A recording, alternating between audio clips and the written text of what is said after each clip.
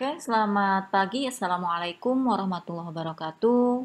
Ini adalah pertemuan terakhir ya pada mata kuliah ilmu biomedik dengan Ibu, yaitu tentang aplikasi biomedik dalam riset kebidanan. Nah, ini nanti bagi adik-adik yang ingin melakukan penelitian biomedik ya, seperti apa? Nah, ini di sini akan Ibu memberikan beberapa jenis riset ya atau gambaran seperti apa sih penelitian biomedik kaitannya di kebidanan ya. Oke, ini adalah visi dan misi universitas, visi misi fakultas, visi prodi. Nah, capaian pembelajaran pada hari ini atau pada topik ini adalah mahasiswa mampu memahami tentang aplikasi biomedik dalam riset kebidanan, misalnya dalam riset marine biomedicine, plant microbiome, mushroom, ekstrak suplemen, dan lain-lain. Ya. Sini Ibu akan menjelaskan riset marine biomedis, riset mikrobiom, dan riset ekstrak dari tanaman. Mungkin nanti ada tambahan yaitu tentang teknologi rekayasa teknologi bioteknologi ya. Nah, seperti apa sih riset biomedis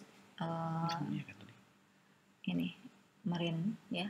Ini kita bisa ambil dari sumbernya itu di laut ya, yang akan kita aplikasikan untuk penelitian, yang tujuannya misalnya untuk menghasilkan obat.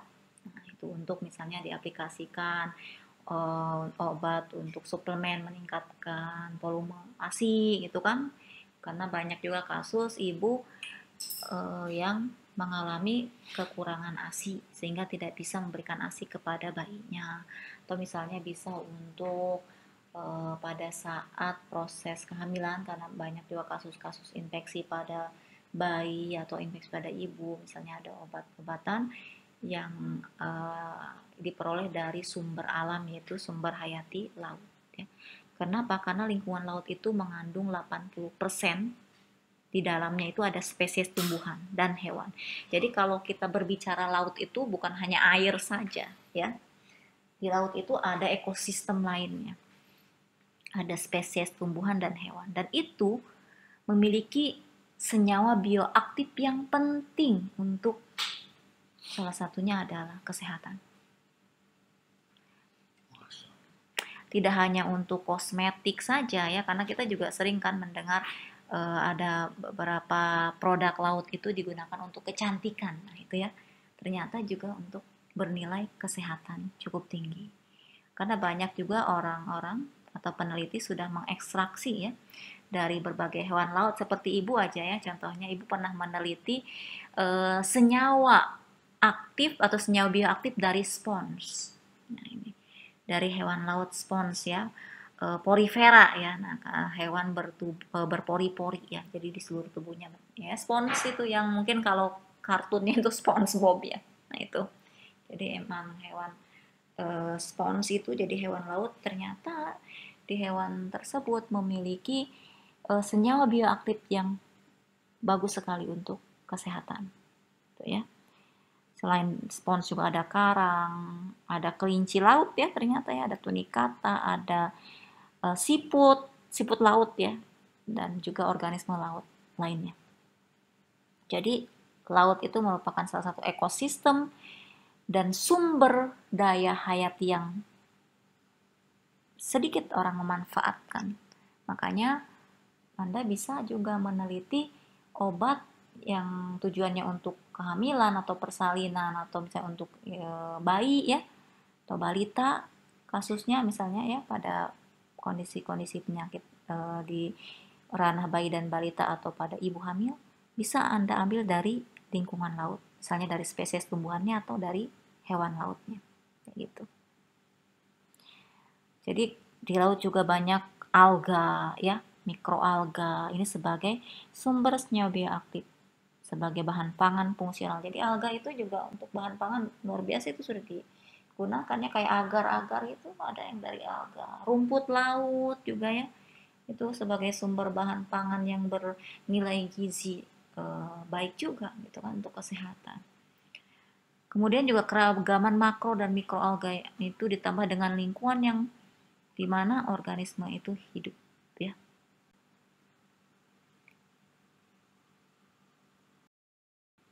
Nah, jadi laut itu seperti apa sih nanti kita memperoleh senyawa bioaktifnya gitu kan dari sumber hayati laut tadi, misalnya dari tanamannya atau dari hewannya, dengan cara ekstraksi ini, ya.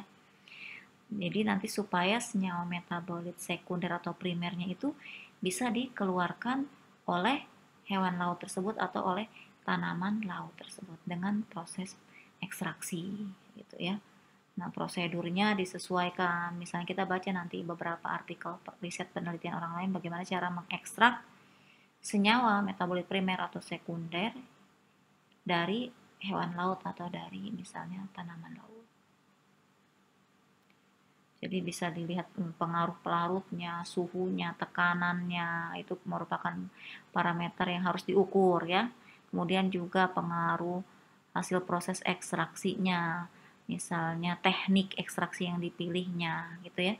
Pakai apa? Nah, itu juga sangat menentukan keberhasilan dari ekstraksi.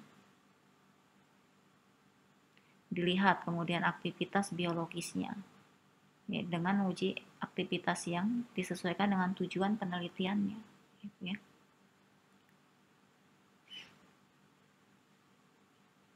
Jadi misalnya untuk apa saja sih biasanya karakterisasi yang dilakukan oleh peneliti yang sampai sejauh ini, ya, yang Ibu pelajari atau dan yang Ibu ketahui, biasanya dari sumber laut itu yang sudah sering diujikan itu adalah uji antioksidan, uji antimikroba, aktivitas antimikroba itu untuk penghasil antibiotik, ya, kemudian antihipertensi. Itu banyak sekali riset-riset yang bersumber dari laut.